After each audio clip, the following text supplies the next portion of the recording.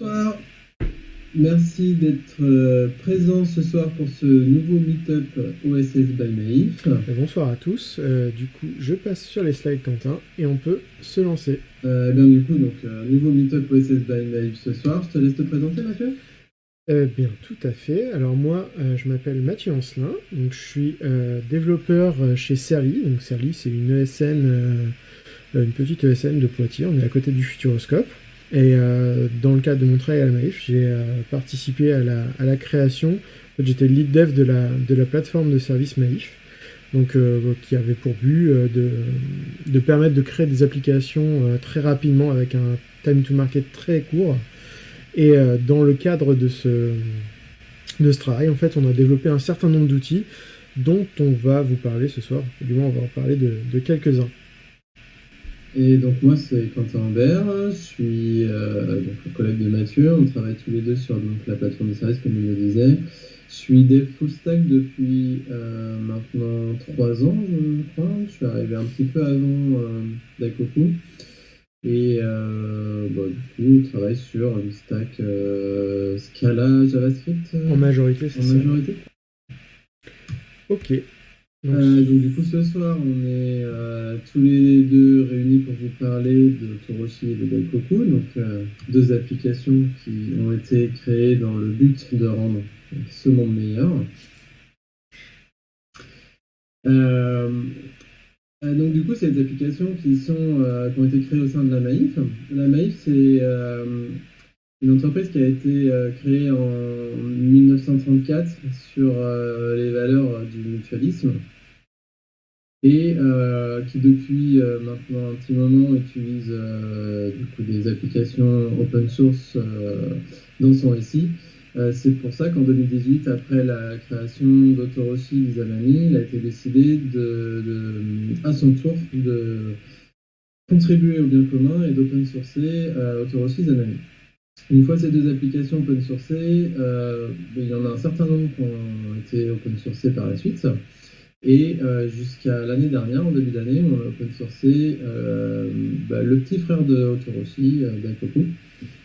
Et dernièrement, on ne s'est pas arrêté, c'était Chapache et Tot cette année. Donc ce soir, nous, on est réunis pour vous parler d'Otoroshi et Daikoku. Tout à fait, tout à fait. Bah écoute, je te propose qu'on commence par Otoroshi. Hein, ouais.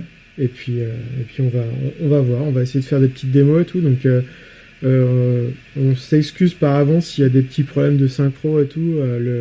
Le côté tous les deux remote avec des démos machin et tout, c'est pas spécialement simple à gérer. Donc on a essayé de faire au mieux et en espérant que tout se passe bien.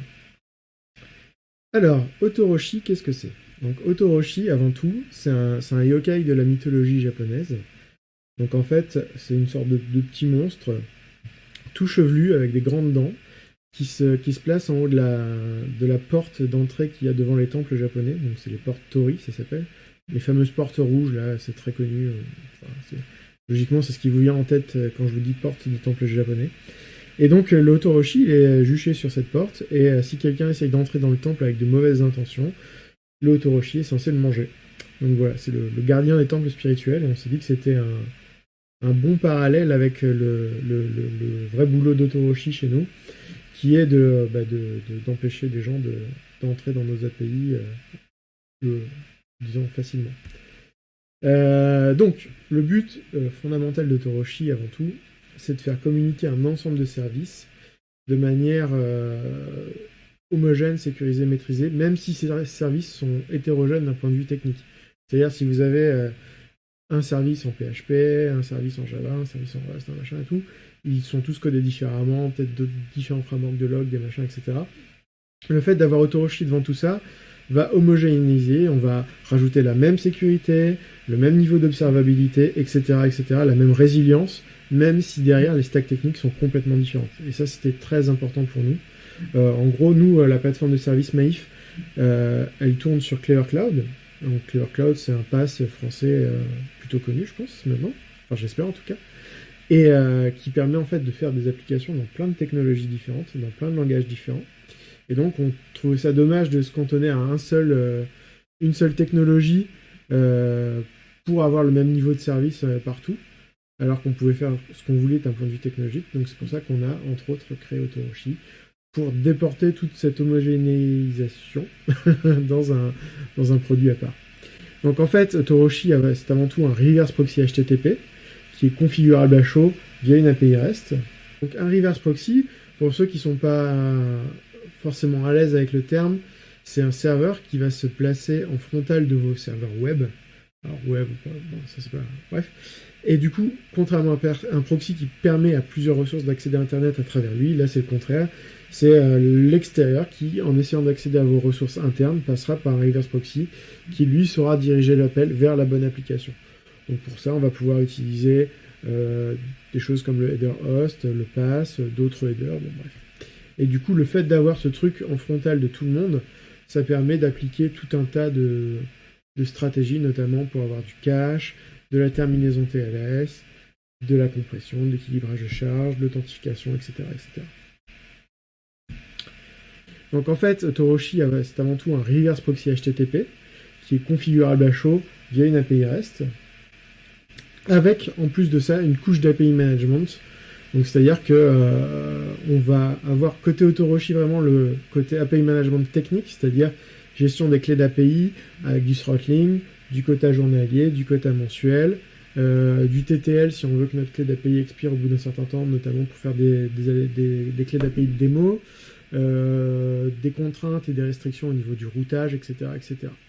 Et ensuite, on va avoir, mais ça c'est Quentin qui vous en parlera tout à l'heure, Daikoku, qui lui gérera plus la partie portail de dev, self-service, etc., etc.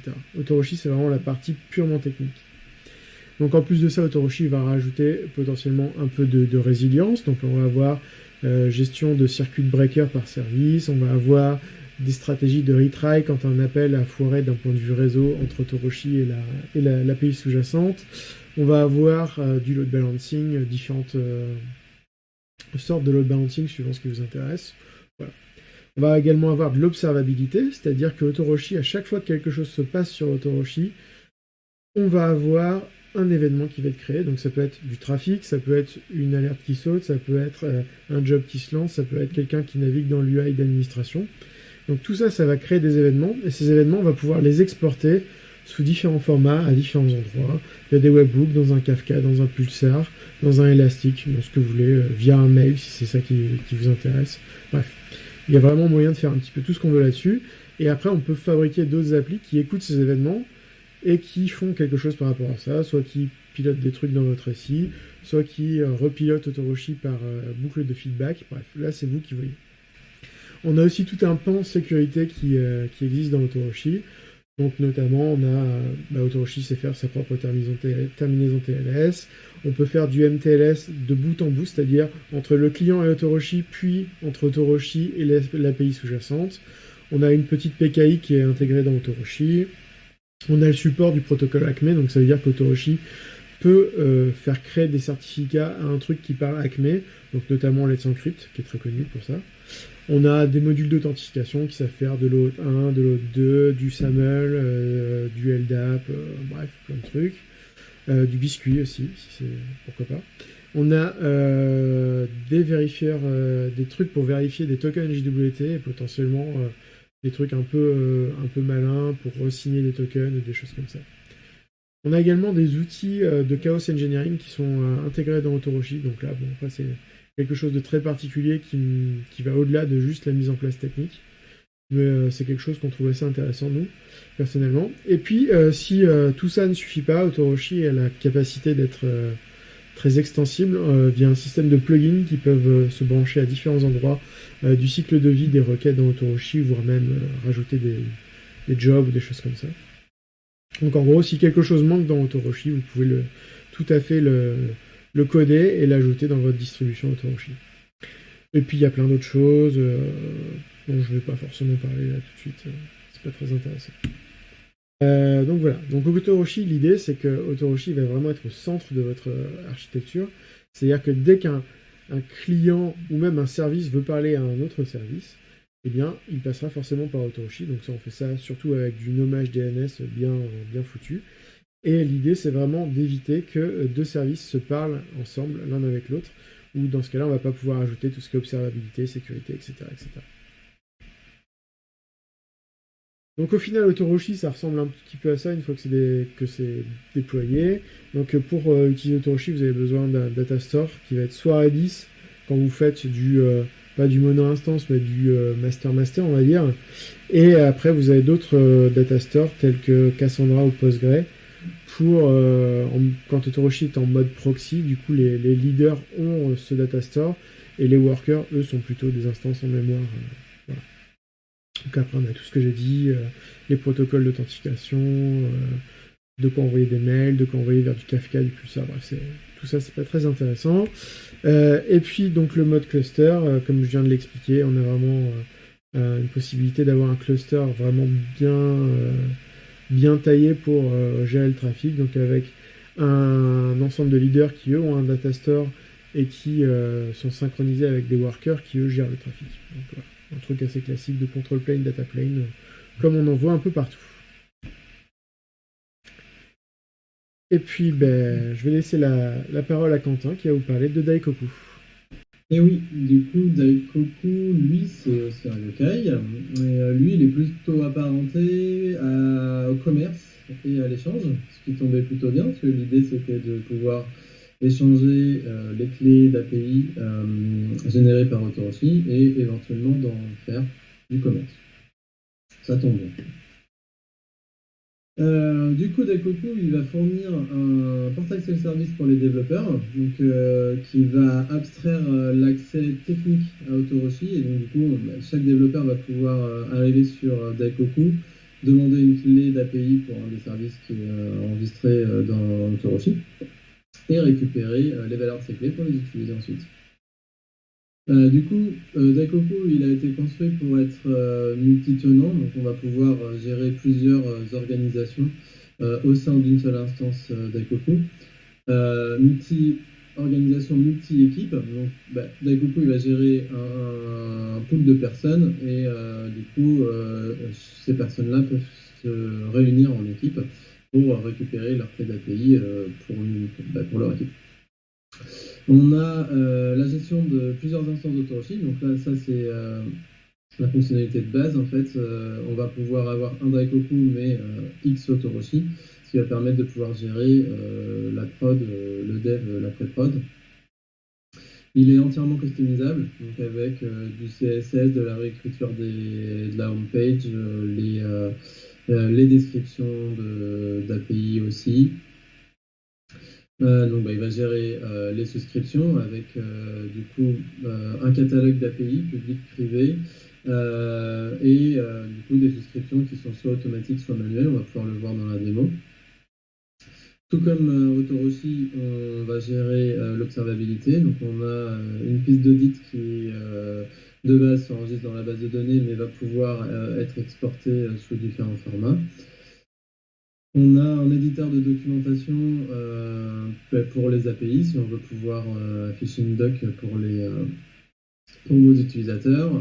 On gère la sandbox de test pour les API, pour un peu que vous avez une API moquée côté Autoroshi, mais tout de même. On a la facturation, donc du coup on va catcher tous les usages des clés d'API pour pouvoir calculer l'usage par équipe et une facturation. Et ensuite on va pouvoir travailler sur l'intégration de Daikoku avec un système de métadonnées pour les clés d'API. Et donc là c'est le cœur de la démo, on va bien vous montrer comment être flexible à l'aide de ces métadonnées. Côté archi, c'est un peu plus simple que Autoroshi. Donc, comme dit, on a un Daikoku qui va être plugué à plusieurs Autoroshi. Ce Daikoku-là, il a besoin d'un data store, donc soit MongoDB, soit PostgreSQL, depuis la dernière version.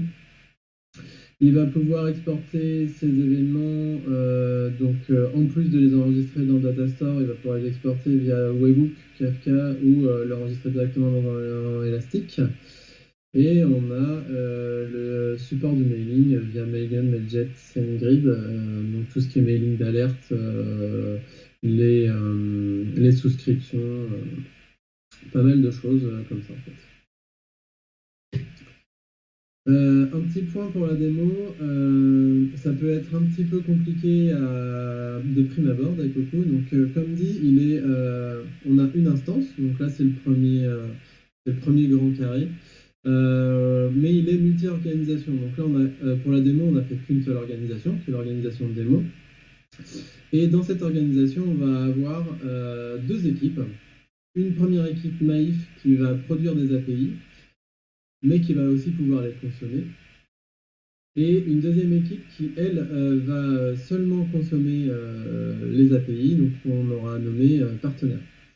Du coup, il y a autant d'utilisateurs que d'équipes. Donc on a un administrateur naïf, un administrateur partenaire. Par contre, il y a un administrateur, un admin d'Aikoku qui, lui, va pouvoir tout faire. Donc, pour aller un peu plus vite dans la démo, il y a probablement des chances que je ne vais pas me connecter, me déconnecter en tant que partenaire ou utilisateur naïf. Je vais utiliser cet utilisateur admin pour faire le travail. Mais vous inquiétez pas, du coup, chaque utilisateur a ses accès et un consommateur d'API n'aura pas accès au back-office logique. Ça va de soi. Écoute, je te propose qu'on passe à la démo, Quentin. Ouais. Donc, on passe à la démo.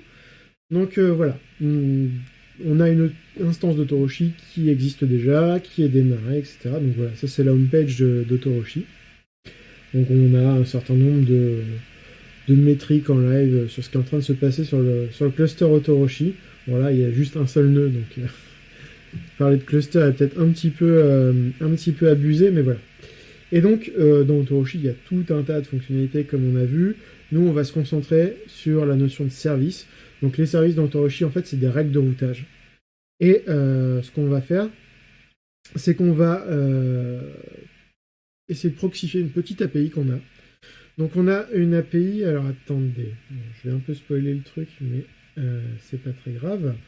Donc, voilà. On a une API qui existe. Voilà, elle est ici.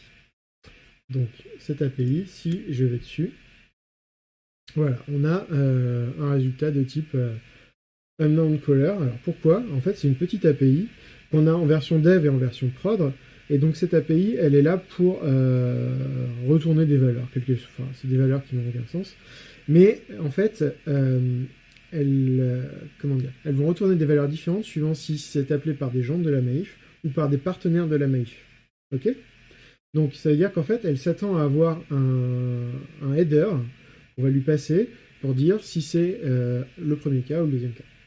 Donc, ce que je vais faire, c'est que je vais faire un appel de mon truc. Et mercredi... excusez-moi, je passe en mode démo. Donc, voilà. Donc, je suis en mode démo. Donc, ce que je vais faire, c'est que je vais appeler cette API, comme on a vu tout à l'heure, avec un header qui va lui permettre de dire si on est dans un cas ou dans l'autre.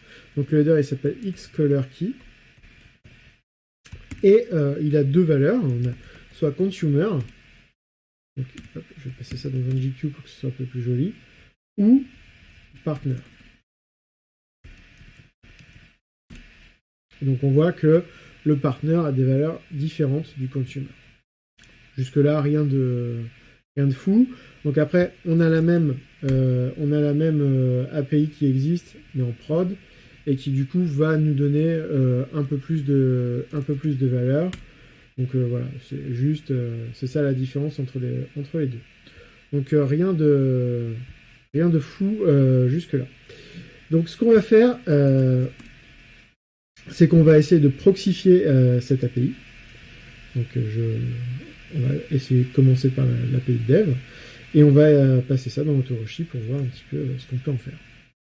Donc, je reviens sur Autoroshi. Je vais faire cette fenêtre.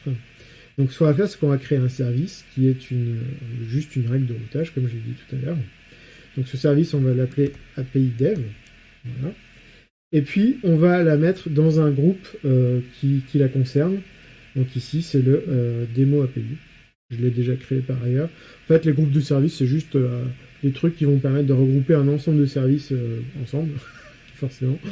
Et ça a l'avantage juste d'un point de vue organisationnel. C'est pas du tout... il n'y a pas vraiment de notion derrière tout ça. Donc, cette API, on va lui donner un nom de domaine. Donc, ça va être API-dev pour ssbymail.fr. Ok. Et on va, du coup, ici, dans les cibles de ce service, dire qu'on va aller vers démo API-dev, enfin, le truc qu'on a appelé tout à l'heure. Donc, on va sauvegarder. Parfait. Et on va essayer d'appeler ce truc. Donc, si je fais un curl de ça, pipegq, il me manque une clé d'API. Bon. Ça paraît assez logique, vu que Autoroshi est censé gérer des API avec des API keys. Donc, pourquoi on a ça? En fait, parce que Autoroshi, par défaut, il essaie de faire que tout soit secure par défaut. C'est-à-dire que si on ne lui dit pas que quelque chose est public, il considère que c'est privé et que du coup, il faut une clé d'API pour y accéder. Donc, dans un premier temps, je vais rendre mon service public. Ici, je dis que tous les chemins sont publics. Et on va voir ce que ça donne. Alors, ça, c'est du cache. Voilà. Donc, on a bien le résultat qu'on avait à la base, c'est-à-dire le unknown color de notre appel. Donc, si je reprends ce que j'ai fait tout à l'heure, je rajoute un header xColor key qui est égal à partner, par exemple. Et on a bien notre appel qui fonctionne comme on a vu tout à l'heure. Ça, c'est plutôt cool. Je pense qu'on n'a pas grand-chose d'autre à faire là-dessus. Et maintenant qu'on a ce truc-là, on va pouvoir peut-être voir comment intégrer tout ça dans Daikoku.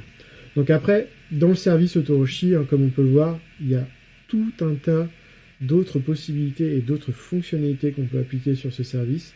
On va pouvoir rajouter des restrictions de routage du genre on peut faire que des get sur le chemin /API/bidule. On va avoir la possibilité d'ajouter, alors dans le cas d'une API ça n'a pas trop de sens, mais si c'est une appli web que vous proxifiez, de l'authentification, SAML, etc., etc.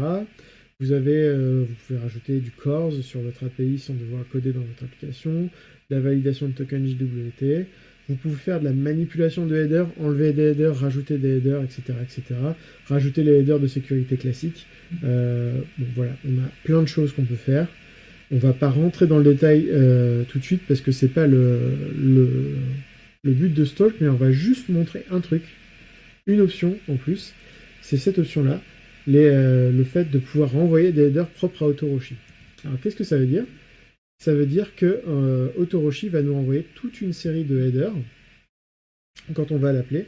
Donc si ici je refais mon appel avec -include, j'apprenne à écrire include, on voit qu'Autoroshi va nous renvoyer des choses, genre l'ID de requête, la date à laquelle la requête a été faite, des notions de latence, etc., etc.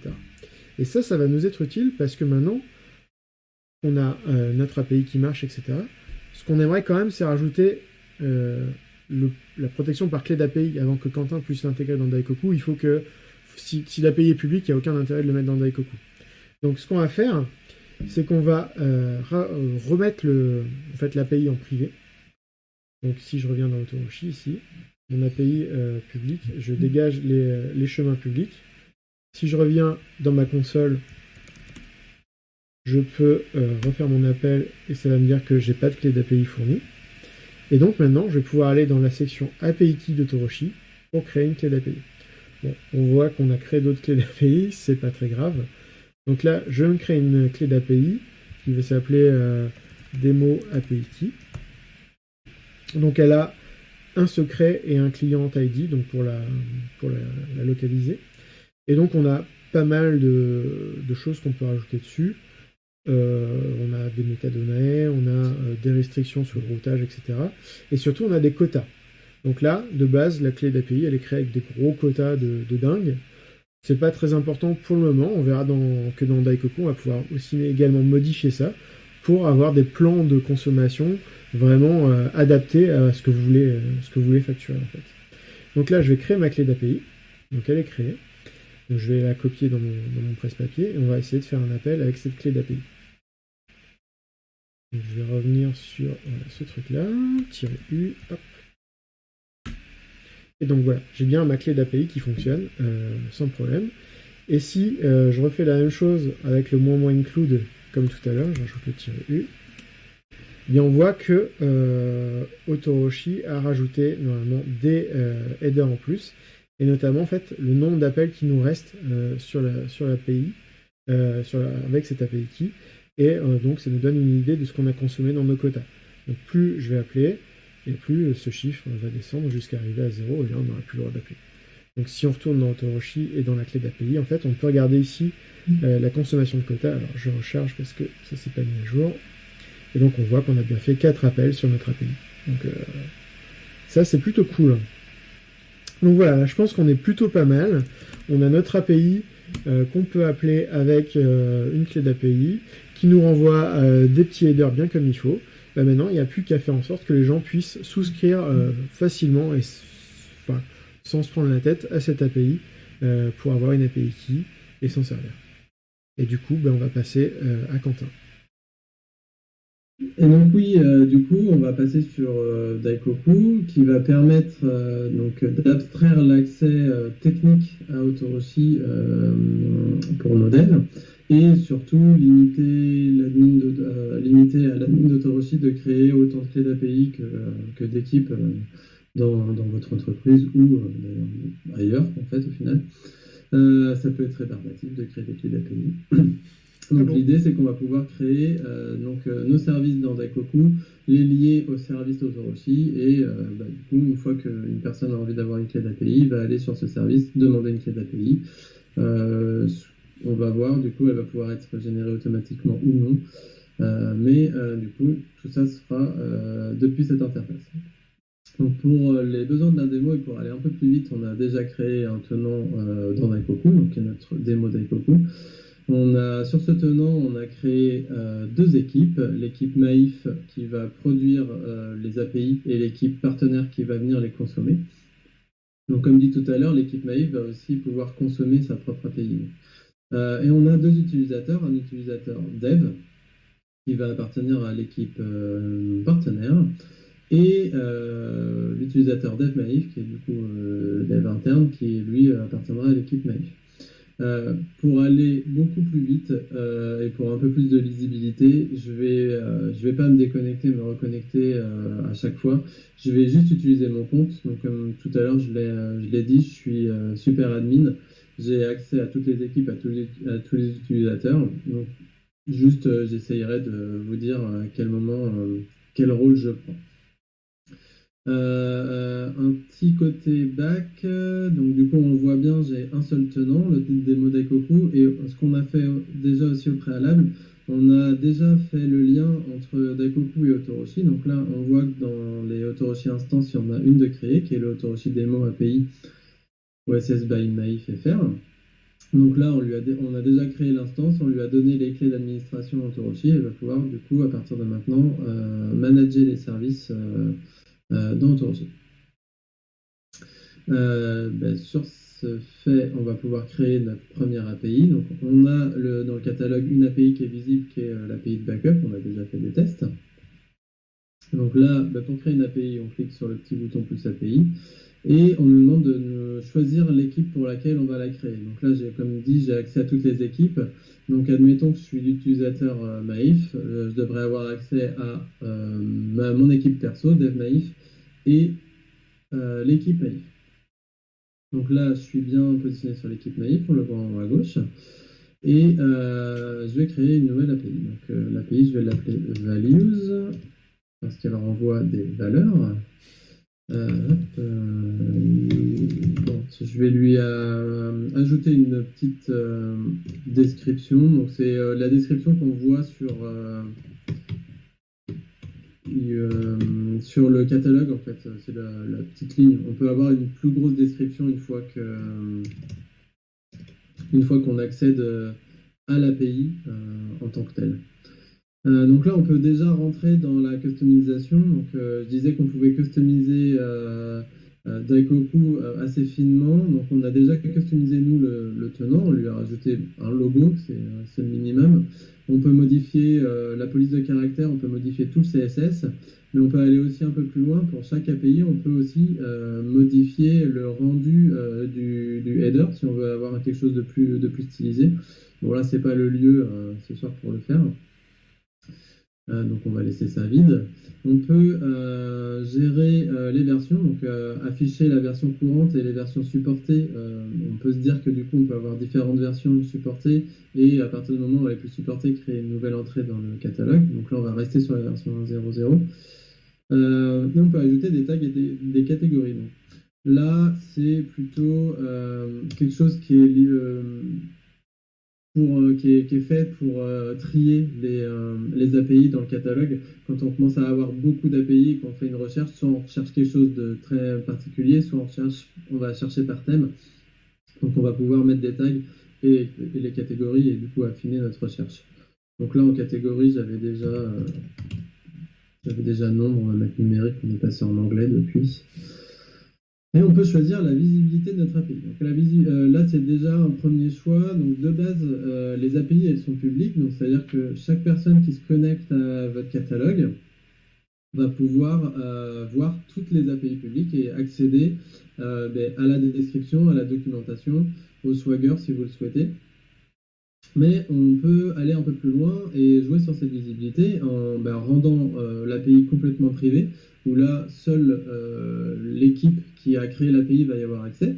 Ça peut être, ça peut être utile, mais on peut se dire qu'elle est privée, mais on va rajouter des autorisations. Donc là, on a deux moyens de le faire. Donc soit on laisse l'API privée et on va rajouter ici, dans le champ autorisation, on va aller chercher les équipes qui sont autorisées où on peut se dire que du coup, elle est publique, mais qu'on décide qu'elle est publique, mais on va autoriser les équipes à y accéder. Donc là, en fait, ce qui va se passer, c'est que sur le catalogue, les gens vont voir l'API, mais ne vont pas pouvoir y accéder. Ils vont juste avoir un bouton pour demander l'accès.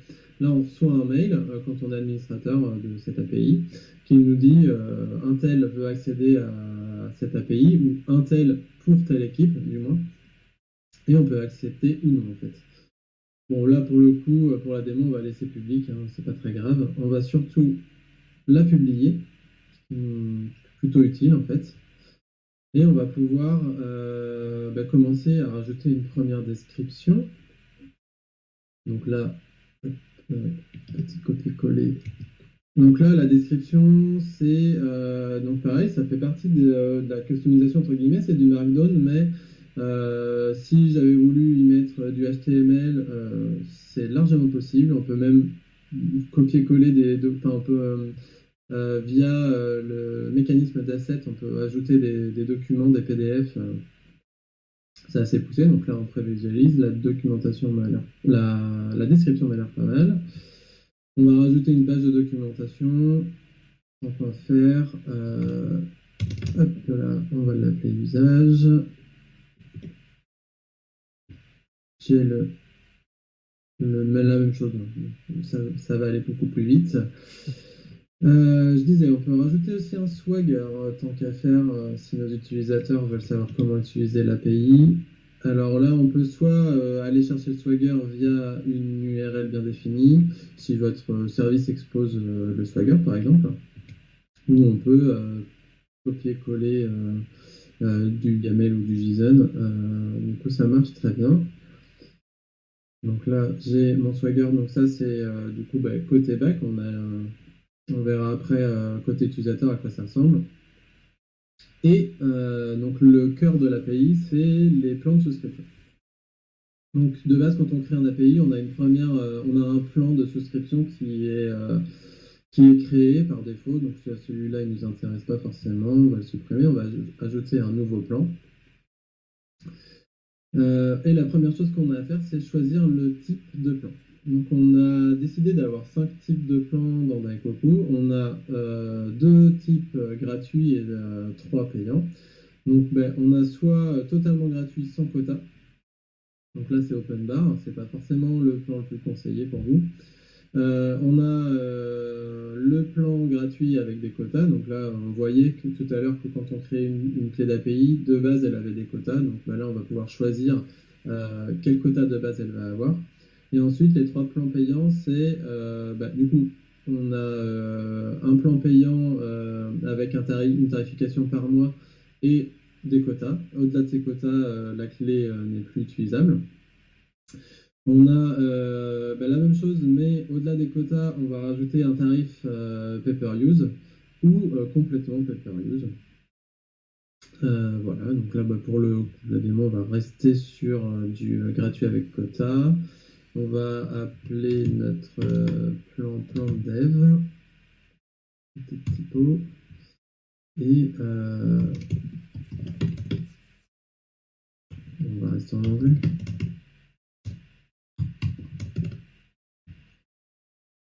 Donc là, on a un premier plan. On peut même faire en sorte que ce plan soit le plan par défaut, tant qu'à faire. Et donc, du coup, après, on va pouvoir jouer sur pas mal de paramètres dans le plan. Donc, on peut définir tout de suite les quotas. Donc là, on va se dire que du coup, on va pouvoir appeler 100 fois l'API par mois. Donc là, c'est la facturation. Donc, bon, bah, il est gratuit, il n'y a pas besoin d'avoir une facturation. Et le lier surtout à un service dans Autoroshi. Donc là, comme tout à l'heure j'ai expliqué, on peut avoir plusieurs instances d'Autoroshi. Donc on va d'abord choisir l'instance d'Autoroshi. Et une fois ça, on va avoir accès au groupe de services. Donc là, c'est que les démos API. Ouais, démo API, ouais.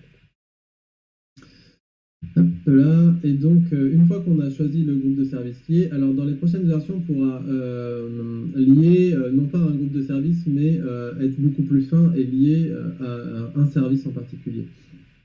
Du coup, ça arrivera avec la prochaine version d'Autoroshi, la prochaine version de Daikoku. Soyez patients. Et donc là, on va pouvoir tout de suite définir pas mal d'informations. C'est tout ce qui va pouvoir être créé automatiquement à chaque nouvelle clé d'API. Donc on peut se dire par exemple que si on active le read-only, bah, la clé d'API pour ce plan-là, bah, tous ceux qui vont créer une clé d'API, ça sera forcément du read-only. Il y a pas mal de choses avec des contraintes de service.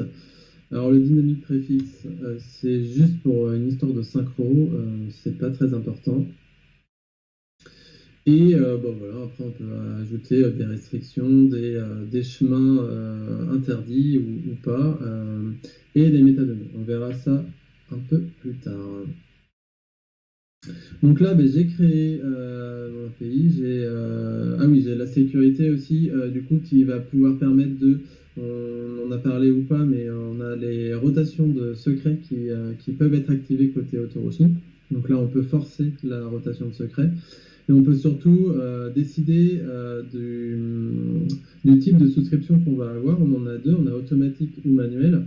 Donc, dans le cadre d'une souscription automatique, les personnes se connectent à Daikoku, demandent une clé d'API, la clé d'API est générée. Et donc, du coup, à l'inverse, si c'est manuel, il va demander une clé d'API, l'administrateur reçoit un mail et du coup, accepte ou non la génération de la clé d'API. Donc là, j'ai créé mon service. Du coup, dans le catalogue, on voit bien que j'ai values. Et je vais pouvoir accéder à la page de values. Donc de base, on arrive sur la description. Donc là, c'est la description que j'avais citée tout à l'heure. On a accès à la documentation. Donc là, on voit on a une seule page usage. On a accès à notre Swagger. Donc ça, c'est plutôt cool. Et les plans. Donc là, j'ai un seul plan. J'ai le plan de dev. Et je peux demander à récupérer une clé d'API. Donc là, je vais récupérer la clé d'API. Je vais demander une clé d'API pour partenaire. Hop, j'ai une clé d'API qui a été générée. Et donc là, je m'étais déjà mis dans la peau du partenaire, en fait, en vrai, si j'ai déjà demandé la clé d'API. Si je vais sur le back-office de l'équipe partenaire, on voit que j'ai deux souscriptions. Donc, j'avais déjà souscrit à Backup API Values. Et donc, j'ai bien une entrée pour l'API Values. Et si je vais voir les clés d'API, j'ai une clé d'API qui a été générée. Donc là, on va pouvoir tester notre clé d'API. Je vais copier les credentials dans le presse-papier et je vais sur mon terminal. Donc là, on vérifie bien, mais si on appelle l'API, on a bien le NoAPI Keep Provided. Donc je vais pouvoir rajouter la clé d'API dans l'appel. Donc, comme on l'a vu tout à l'heure, on a le unknown caller. Je vais rajouter mon header et là, normalement, ça devrait le faire. Donc c'est x caller key de point partenaire. Ok, ça fonctionne. Donc du coup, pour rappel, je suis l'équipe partenaire, donc j'ai accès à cette API avec le header partner, mais par contre, en fait, si je suis un peu malin, je peux aussi du coup faire l'appel avec le header consumer. Et du coup, j'ai les valeurs pour le consumer, ce qui n'est pas forcément très cool. Donc, du coup, côté Daikoku et Otoroshi, on va pouvoir faire en sorte de setter ça pour que du coup, seuls les consumers aient accès aux consumers et seuls les partenaires aient accès aux partenaires. Ok, bah écoute, moi je vais reprendre la main pour essayer de fixer ce petit problème, Quentin, parce qu'effectivement, c'est pas cool. Très bien. Allons-y. Allons. Donc voilà, on est de retour sur Otoroshi, et donc le problème, effectivement, je vais reproduire de mon côté. Si je fais donc un curl comme ça, j'ai effectivement les valeurs pour partenaire. Et j'ai mon clavier qui me... Attendez, hop, je place mon clavier différemment parce que, évidemment, il n'est pas setup comme il faut. C'est ça l'effet démo. Et donc ici, si je veux utiliser consumer, je peux mettre consumer. Donc ça pose réellement problème. Donc un premier truc qu'on peut faire, si on y va de manière un peu bourrin, on cherche pas trop à comprendre, c'est utiliser la manipulation de header dans Otoroshi pour faire le boulot. Donc la manipulation de header, ça veut dire quoi? C'est-à-dire que déjà, je vais enlever tout header qui s'appelle xColorKey. C'est-à-dire que même si je passe une valeur xColorKey dans mon appel ici, alors ça c'est du cache, voilà, je suis en unknown color. Donc ça nous va bien. Et puis, ce que je peux faire ensuite, dans un second temps, c'est rajouter à chaque fois qu'il y a un appel entre Otoroshi et l'API sous-jacente, un xColorKey qui va avoir une valeur qui m'intéresse. Et en l'occurrence, je peux mettre partner. Donc si je reviens ici sur mon truc, j'ai partner, quel que soit ce que je demande. Donc là, je demandais consumer et j'ai la valeur pour partner. Mais on peut se dire que dans un premier temps, c'est suffisant puisque le plan de Quentin, c'est pour potentiellement nos partenaires. Donc c'est plutôt cool. Qu'est-ce que t'en penses, Quentin? C'est plutôt pas mal en effet, du coup. Et est-ce que tu penses qu'on pourrait faire mieux? Ouais, je pense qu'on pourrait faire mieux. Ouais. Ok, bah écoute, je vais te laisser la main pour expliquer comment on pourrait faire mieux. Ok, oui, du coup, on va pouvoir essayer de faire quand même un petit peu mieux, parce que comme dit, on avait aussi une équipe Maïf qui serait intéressée pour récupérer des clés d'API, mais elle, avoir accès aux valeurs consumer. Donc on va retourner dans la gestion des plans. Et je disais tout à l'heure, on avait on pouvait configurer, dans la partie Autoroshi, on pouvait configurer la création des clés d'API.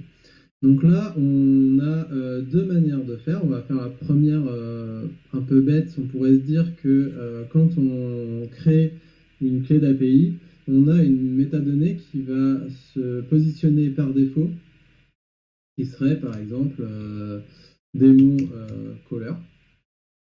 Donc on retrouve le dynamique préfixe du haut, donc vous inquiétez pas, qui serait à partenaire. Ça marcherait. On pourrait se dire ensuite que côté Otoroshi, on utilise ce démo caller pour l'ajouter au header.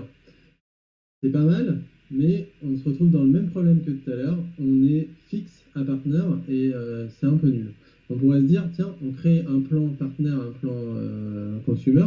Pour le coup, ça serait pas illogique, mais du coup, qu'est-ce qui empêche le partenaire de demander une clé d'API à consumer et inversement? Donc, on va plutôt passer sur des clés d'API, enfin des métadonnées custom. Donc là, on va aussi l'appeler caller. Et là, on va se dire que le caller, il a deux valeurs possibles, donc partner et consumer. Alors, ça a été assez rapide. Il y a une petite notif qui est passée en haut à droite. À partir du moment où on ajoute une métadonnée custom dans un plan, ça a affiché et ça a dit que le plan était passé en souscription manuelle. On le voit ici en fait. Et c'est passé en souscription manuelle parce que du coup, quand on souscrit, enfin quand quelqu'un va vouloir souscrire à ce plan-là, En fait, ça va obligatoirement demander la validation d'un admin pour choisir la valeur de cette métadonnée, caller, soit en partner, soit en consumer. Donc là, on va aller pouvoir, dans un premier temps, modifier la clé d'API qu'on a créée tout à l'heure. Donc, et demander une clé d'API au passage pour Maïf. Donc là, en tant qu'admin Maïf, j'ai accès à mes API et j'ai surtout accès aux clés d'API de ces API. Donc on a une clé d'API qui a été créée et je vais pouvoir modifier la métadonnée de cette clé d'API. Donc on voit que c'est pour l'équipe partner. Donc là, je vais mettre partner. J'ai mis à jour. Et au passage, je vais souscrire pour, euh, oh, pour l'équipe interne Naïf. Donc là, il y a écrit que la request est en attente de validation. Et donc là, on voit bien que j'ai une notification qui provient de Quentin pour l'équipe interne Maïf et qui demande une souscription à Values pour le plan de dev. Donc je vais l'accepter. Et là, du coup, comme dit, donc on est sur une acceptation manuelle, donc ça nécessite d'accepter. Et en plus de ça, comme il y a des métadonnées obligatoires à remplir, donc on est obligé de les remplir. Donc là, pour le démo caller, on va lui mettre consumer. On peut, à ce moment précis, rajouter des métadonnées additionnelles. Pourquoi pas, faut voir l'usage. Mais on peut surtout personnaliser les quotas pour une clé en particulier. Du coup, tout à l'heure, on se disait que pour l'équipe interne, par exemple, on peut se dire qu'elle n'a pas 100, mais 1000 en fait. Ce qui permet de rajouter un peu plus pour les internes que les externes. On peut aussi se dire que précisément cette clé est en lecture seule aussi à ce moment-là. Donc là, je vais accepter. Hop là, et on va pouvoir aller côté Autoroshi pour modifier le service, pour prendre en compte cette métadonnée.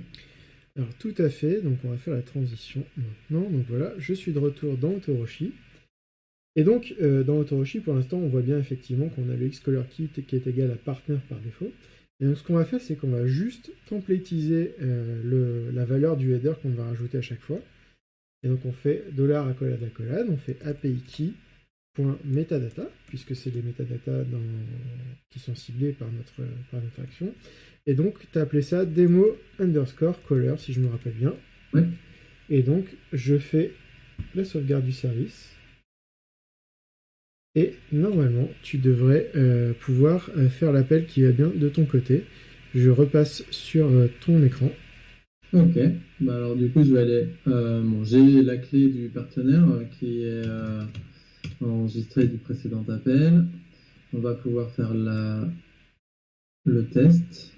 Tant qu'à faire, je vais laisser le header consumer pour vérifier tout ça. Donc on a bien vu que le header consumer avait été surchargé et donc là on est en partenaire. Et du coup on va utiliser la clé d'API Maïf pour vérifier qu'on a bien le consumer. Donc là, je vais aller récupérer mes clés d'API. C'était pas Maïf. J'ai pas. C'était l'équipe interne Maïf. On a une souscription, on a une clé d'API. Et donc, du coup, je vais pouvoir tester avec la clé Maïf. Hop là.